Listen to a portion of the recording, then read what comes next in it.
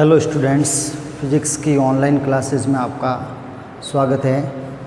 आज हम कक्षा 12 के यूनिट फर्स्ट के अध्याय 2 गाउस का नियम एवं उसके अनुप्रयोग में से एक टॉपिक आवेशित चालक की सतह पर बल तथा विद्युत क्षेत्र के एकांक आयतन में ऊर्जा का मान ज्ञात करेंगे।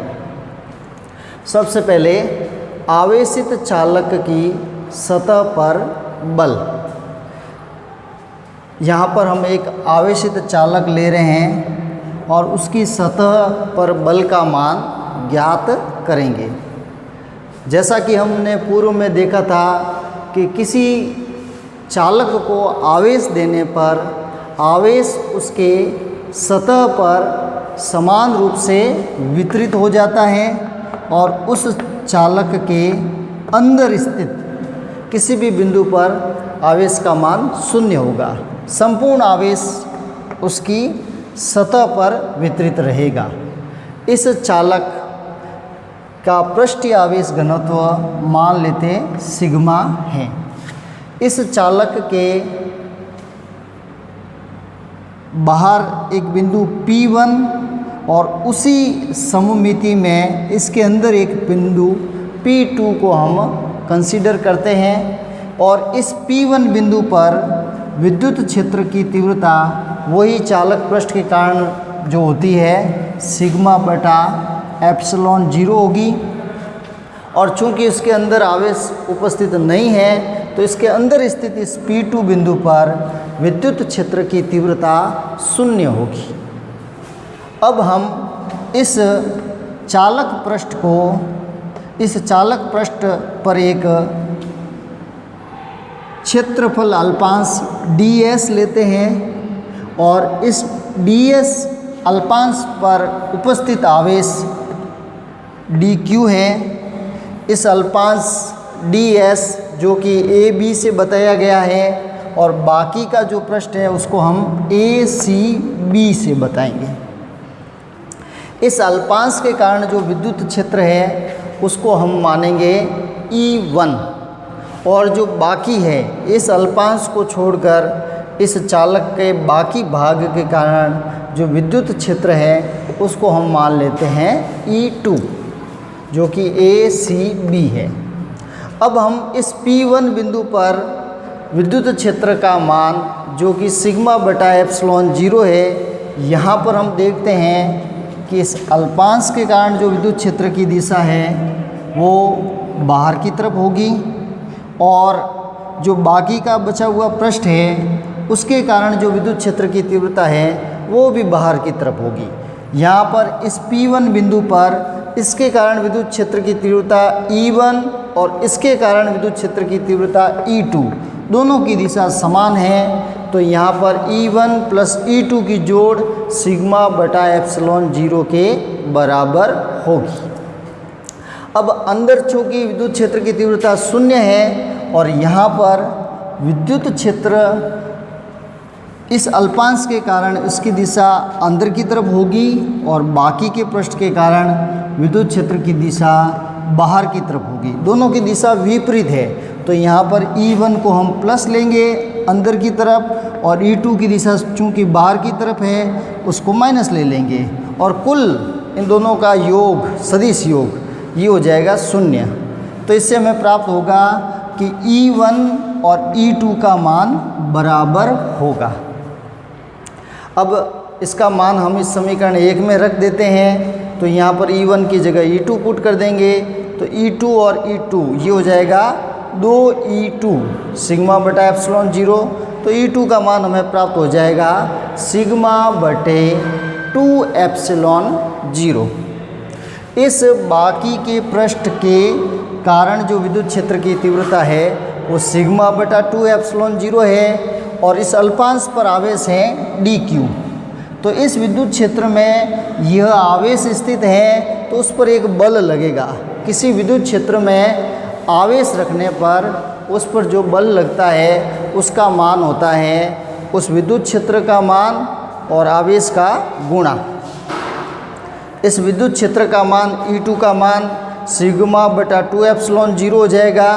और इस अल्पांश पर आवेश स्थित है जिसको अपन ने dq माना है, dq माना है, उसका मान ज्ञात करने के लिए पृष्ठीय आवेश घनत्व की परिभाषा एकांक क्षेत्रमल में उपस्थित आवेश को पृष्ठीय आवेश घनत्व कहते हैं। तो dq का मान आ जाएगा सिग्मा गुणा ds। यह मान इस dq की जगह रख लेंगे तो हमारे पास आ जाएगा सिग्मा और सिग्मा का गुणा सिग्मा स्क्वायर बटे 2 एप्सिलॉन 0 और साथ में गुणा है ds का। विद्युत क्षेत्र की तीव्रता की परिभाषा से चालक पृष्ठ के लिए E बराबर होता है सिग्मा बटा एप्सिलॉन 0। ये मान इस जगह पे रख देंगे सिग्मा की जगह, तो ये एप्सिलॉन 0 स्क्वायर ई स्क्वायर हो जाएगा, एक एप्सिलॉन 0 कैंसिल हो जाएगा। तो हमारे पास बल जो इस अल्पांश के कारण लग रहा है उसका मान हो जाएगा 1/2 एप्सिलॉन 0 ई स्क्वायर ds। तो ये अल्पांश में उपस्थित आवेश के कारण जो बल लग रहा है उसका मान है। और ऐसे असंख्य यहाँ पर अल्पांश हम कंसीडर करें तो उन सब का योग इस बल का समाकलन होगा।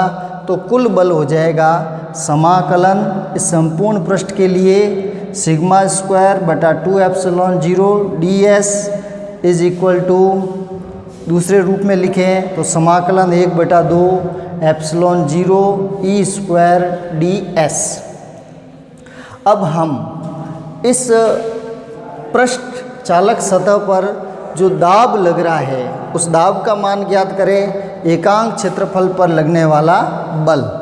तो इस df में ds का भाग दे देंगे तो ds कैंसिल हो जाएगा, पीछे हमारे पास यही फॉर्मूला आ जाएगा P बराबर सिग्मा स्क्वायर बटा 2 एप्सिलॉन 0 और 1/2 एप्सिलॉन 0 ई स्क्वायर।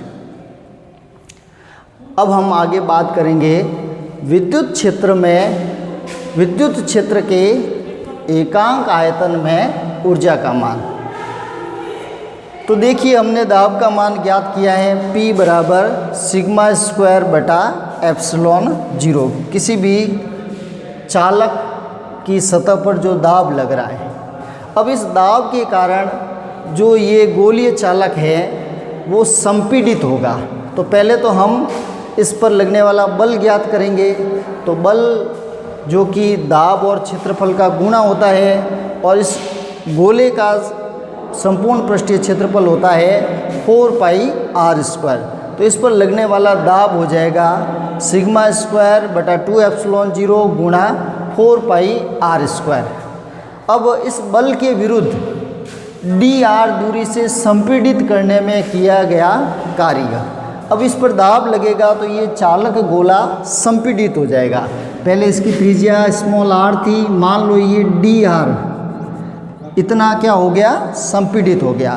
तो इस संपीड़ित करने में जो किया गया कार्य है, कार्य बराबर होता है बल गुणा विस्थापन। यहाँ पर विस्थापन है dr, तो ये हो जाएगा बल और उसका dr से मल्टीप्लाई कर देंगे। तो यही फॉर्मूला है सिग्मा स्क्वायर बटा 2 एप्सिलॉन 0 गुणा 4 पाई r स्क्वायर और dr का हो जाएगा गुणा। अब देखिए ये जो 4 पाई r स्क्वायर dv 4 पाई r स्क्वायर dr इसका संपूर्ण पृष्ठीय क्षेत्रफल का इस dr विस्थापन में संपीड़ित किया गया। तो ये हो जाएगा संपीड़ित होने का आयतन, कितना संपीड़ित हुआ उसका ये आयतन है। तो इसकी जगह हम dv रख देंगे तो किया गया कार्य हमारे पास ये आ जाएगा। और संपूर्ण विद्युत क्षेत्र में जो संचित ऊर्जा है वो इस किए गए कार्य के समाकलन के बराबर होगी। तो W बराबर हो जाएगा U बराबर समाकलन सिग्मा स्क्वायर बटा 2 एप्सिलॉन 0 dV। इसको इस फॉर्म में भी हम लिख सकते हैं। तो ये हमारे पास संचित ऊर्जा का फॉर्मूला आ गया है। तो विद्युत क्षेत्र के इकाई आयतन में संचित ऊर्जा, जिसे हम ऊर्जा घनत्व कहते हैं, उसका मान ज्ञात करना है। तो इस कार्य में आयतन का भाग दे देंगे, dw/dv, इसमें इस dv का भाग दे देंगे तो हमारे पास आ जाएगा σ²/2ε0। और दूसरा रूप हो जाएगा 1/2ε0 E²। यह निर्वात के लिए है, किसी माध्यम के लिए लें तो यहाँ पर आ जाएगा एप्सिलॉन।